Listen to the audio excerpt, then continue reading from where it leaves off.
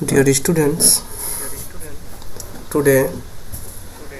I'll discuss about notice writing. See, I have written what is notice, some points to remember to write notice, and finally a question which came in 2018 SS final examination with answer. So first of all, I'm going to discuss what is notice. See, notice to ki hoy. Though we are familiar with the term notice, in spite of that, I think we should know about a little bit about the notice. What is notice? See, I have written the definition here. Notice is to give information, announcement or warn about something. মই অসমীয়াটো translate কৰিম বস্তুবিলাক যাতে সুবিধা হয় যে notice is to give information announcement or warn about something নোটিসটো হল কি যে তথ্য দিয়া ঘোষণা দিয়া আৰু নাইবা কিবা এটা বস্তুৰ বিষয়ে মানে কি কৰা সতৰ্ক কৰি দিয়া তাৰ পিছত আছে a notice limits itself to pure factual information যে নোটিসটো কি কৰে কত সীমাবদ্ধ থাকে মানে তোমাৰ শুদ্ধ তথ্যমূলক যেটো মানে তথ্য বা শুদ্ধ তথ্য হেতুতে সীমাবদ্ধ থাকে ইয়াতে কোনো মানে অযথা অদৰকাৰী ওয়াৰ্ড বিলাক ইউজ কৰা কোনো দৰকাৰ নাই নেক্সট আহিল আমাৰ it is written or printed news announcement or information এটো তোমাৰ লিখিত হ'ব পাৰে it should be written or printed announcement or information এটো printed হ'ব পাৰে নাইবা লিখিত হ'ব পাৰে নোটিসটো নেক্সট আহিল notice are given generally in newspaper or magazines educational notices are displayed on notice board in school and colleges যে নোটিস তোমাৰ কি হ'ব পাৰে পেপাৰ পত্ৰিকা ম্যাগাজিন নাইবা তোমাৰ কি স্কুল কলেজৰ নোটিস বোৰ্ডতো মানে কি কৰা হয় ডিসপ্লে কৰা হয় মানে প্ৰদৰ্শন কৰা হয় বা হ্যাঙ্গিং কৰা হয় সো এইখিনি হল নোটিসৰ থুলমূল এটা ডেফিনেশন যে নোটিসটো আসলে কি হয় তো এতে কোৱা হৈছে অসমীয়াত মই গোটেইখিনি কথা যে হল কৈ দিছো যে নোটিসটো হল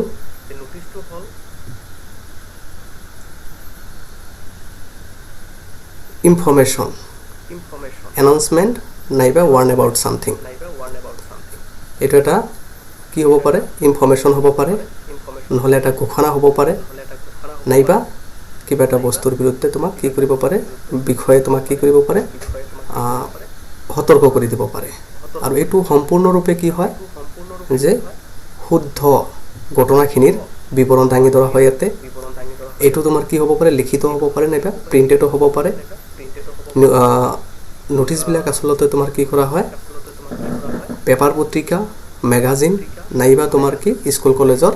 নোটিস বোৰ্ডত হ্যাঙ্গিং কৰা হয় এইখিনি হল নোটিসৰ বিষয়ে থুলমূল এটা ধাৰণা তোমালোকক দিয়া হল তাৰ পিছত মেইন কথাটো আহিলে এতিয়া some points to remember to write a notice notice লিখোতে আমি কেইটামান পয়েন্টস কেইটামান মূল কথা লক্ষ্য কৰিব লগা হয় হেগেটাৰ ভিতৰত আছে নাম্বাৰ 1 আছে এ নোটিস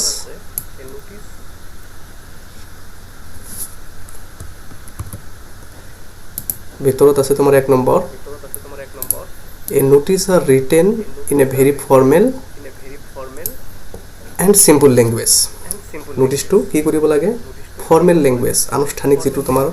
ভাষা সেই ভাষাত লিখিব লাগে হাই হেলো ডিয়াৰ এইবিলাক ল্যাঙ্গুয়েজৰ কোনো দৰকাৰ নাই এতে এইবিলাক ল্যাঙ্গুয়েজ আমি লিখিব নোৱাৰো নোটিসত এটো ফৰ্মাল ল্যাঙ্গুয়েজত লিখিব লাগিব আৰু সিম্পল ল্যাঙ্গুয়েজ হ'ব লাগিব সাধাৰণ ল্যাঙ্গুয়েজ যাতে সবে বুজি পায় যিমান সহজ সৰল ভাষাত তুমি লিখিব পাৰা নোটিস তাতে কোনো আপত্তি নাই কিন্তু ফৰ্মাল হ'ব লাগিব ল্যাঙ্গুয়েজটো এইটোৱে কথা নেক্সট আহিল আমাৰ 2 নম্বৰ পইণ্টটো যেটো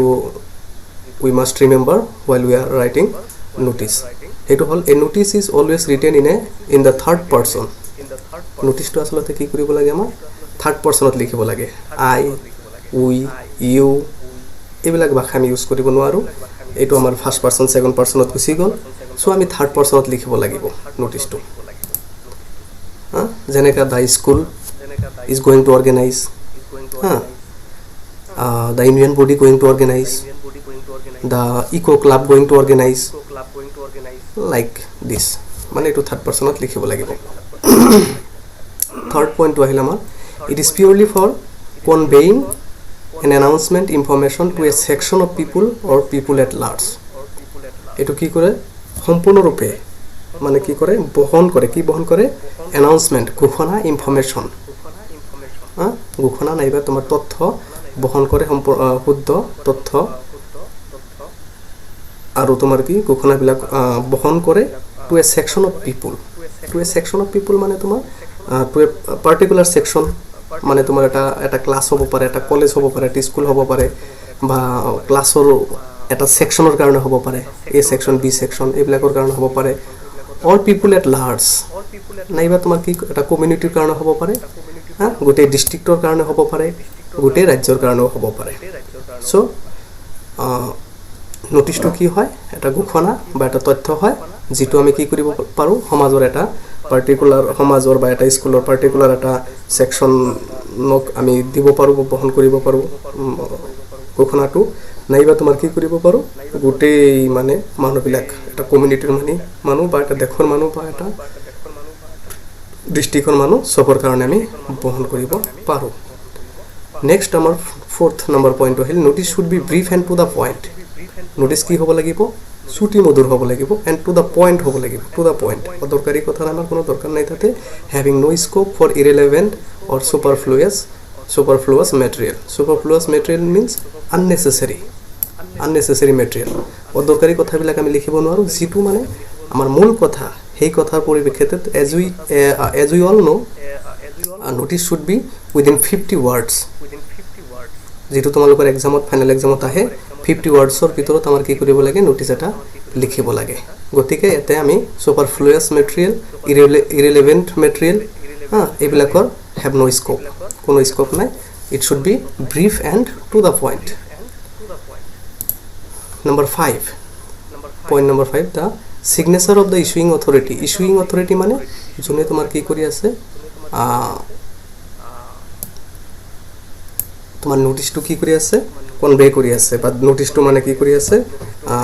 সাৰ্কুলেট কৰি আছে বা লিখি আছে বা দি আছে তো ইছুইং অথৰিটি হৈ গ'ল চ' মানুহজনৰ সিগনেচাৰ মানুহজন মানে তোমাৰ এটা স্কুলৰ কলেজৰ প্ৰিন্সিপাল হ'ব পাৰে ডিষ্ট্ৰিক্টৰ ডিচি হ'ব পাৰে ষ্টেটৰ CM হ'ব পাৰে তো ইছুইং অথৰিটি হৈ যাব সেইজন চ' তাৰ সিগনেচাৰটো ক'ত হ'ব at the bottom on the left or right side একদম তলত বটম মিন্স তলত নোটিছটোৰ তলত লেফ্ট সাইডতো হ'ব পাৰে ৰাইট সাইডতো হ'ব পাৰে তাৰ সিগনেচাৰ ষ্টাম্প যি থাকে লাষ্ট পইণ্টটো আছে আমাৰ the date should be placed at the top right side or left side on the page date যে কোনটো ডেটত তোমাৰ কি নোটিছটো ইছ্যু কৰা হৈ আছে এই ডেটটো কি হ'ব পাৰে কি হ'ব লাগিব at the top of the page পেজটো টপত হ'ব লাগিব লেফ্টতো হ'ব পাৰে ৰাইটতো হ'ব পাৰে তাতে কোনো আপত্তি নাই চ' এই 6টা পইণ্ট আমাৰ মনত ৰাখিবলগীয়া যেতিয়া আমি কি কৰিম এই এটা নোটিছ লিখিব যাম তো এজ এ হ'ল কথাখিনি গোটেই কথাখিনি মই অসমীয়াত কৈছোঁ যে নোটিছ লিখাৰ পইণ্ট কেইটা কি এক নম্বৰ পইণ্টটো হ'ল যে নোটিছৰ তোমাৰ ভাষাটো কি হ'ব লাগিব ফৰ্মেল এণ্ড সিম্পল লেংগুৱেজ হ'ব লাগিব আনুষ্ঠানিক ভাষা আৰু তোমাৰ সাধাৰণ ভাষা হ'ব লাগিব নোটিছটো থাৰ্ড পাৰ্চনত লিখা হয় সদায় নোটিছটো কি কৰা হয় এটা সম্প্ৰদায় এটা কমিউনিটি বা এটা ছেকশ্যনৰ কাৰণে হ'ব পাৰে তাৰপিছত হ'ল যে নোটিছটো তোমাৰ কি হ'ব লাগে চুটি মধুৰ হ'ব লাগে আৰু টু দ্য পইণ্ট হ'ব লাগিব ইয়াতে তোমাৰ কি আননেচেচাৰী মেটেৰিয়েল বা ইৰেলেভেণ্ট মেটেৰিয়েলৰ কোনো স্কোপ নাই তাৰপিছত হ'ল যে সিগনেচাৰটো ইছুইং অথৰিটিৰ যিজনে পাব্লিছ কৰি আছে মানে তোমাৰ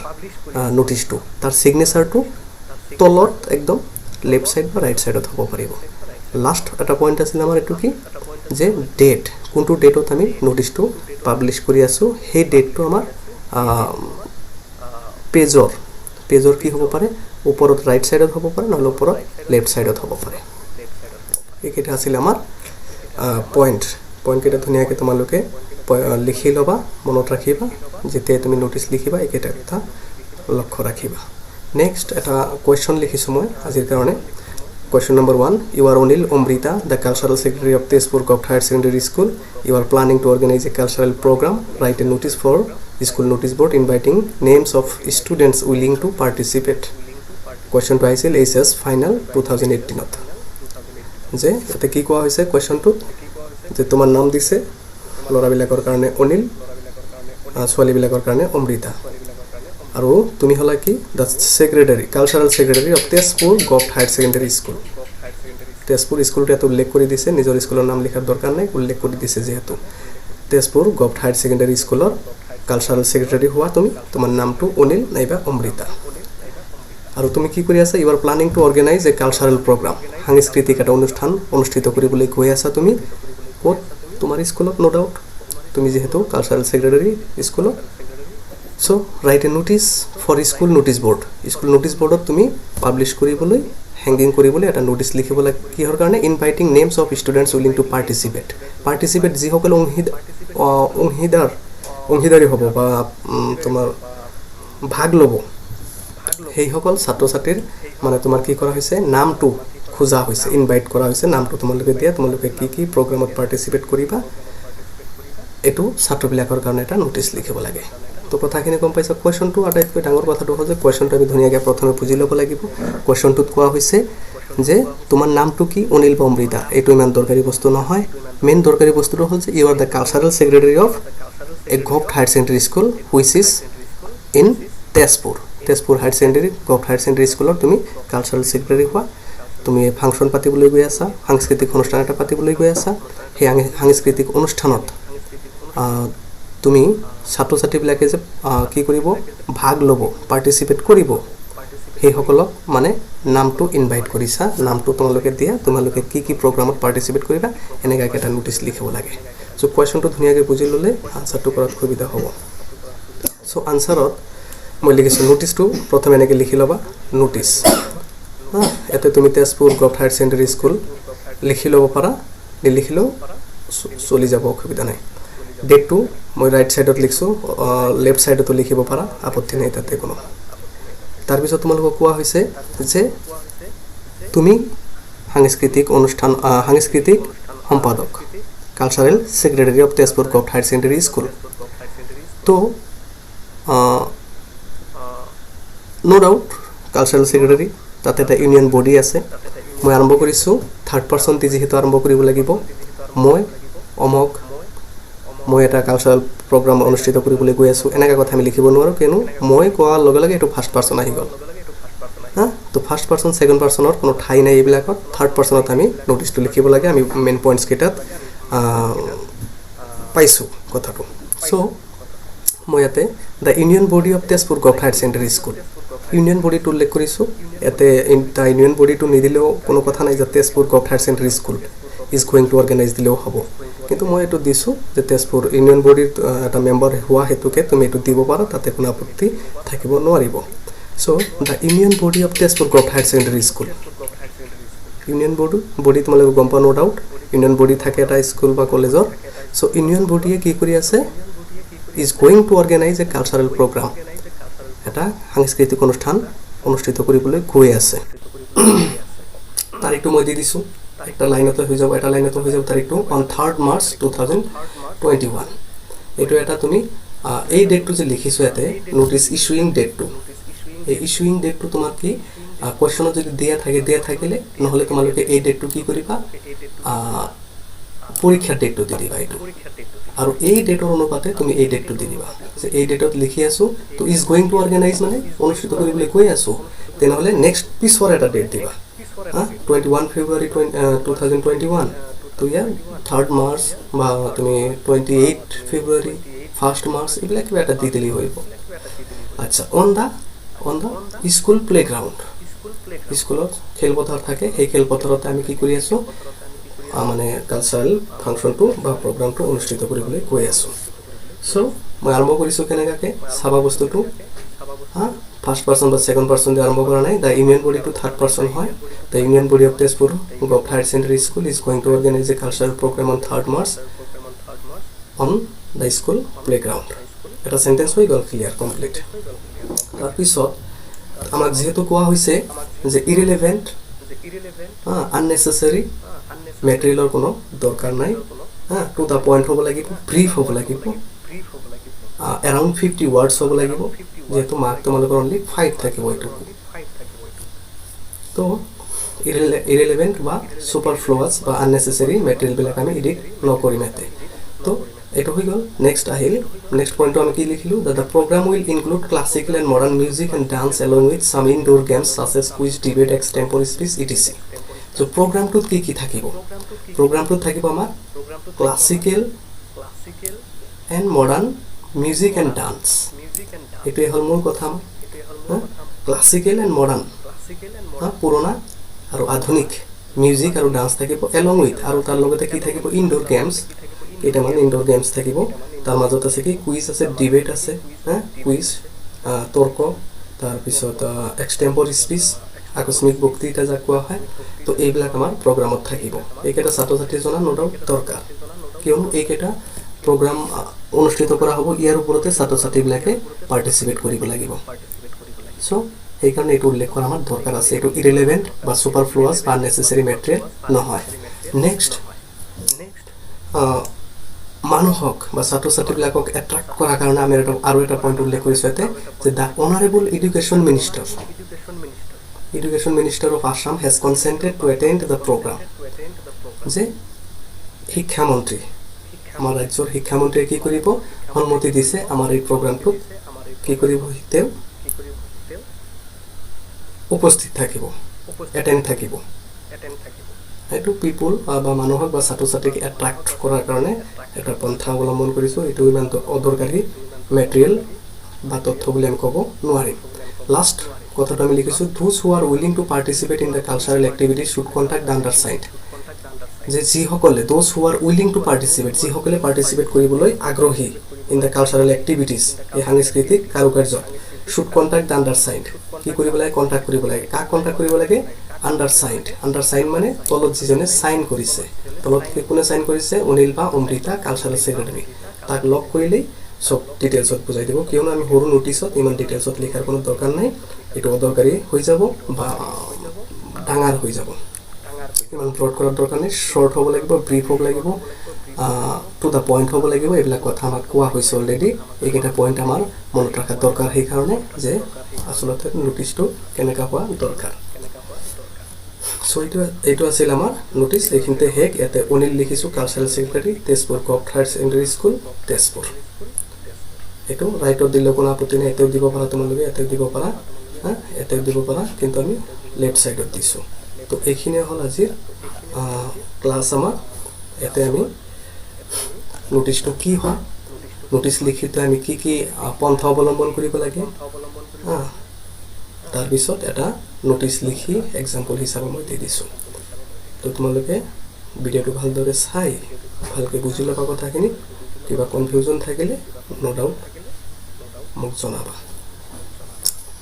থেংক ইউ অল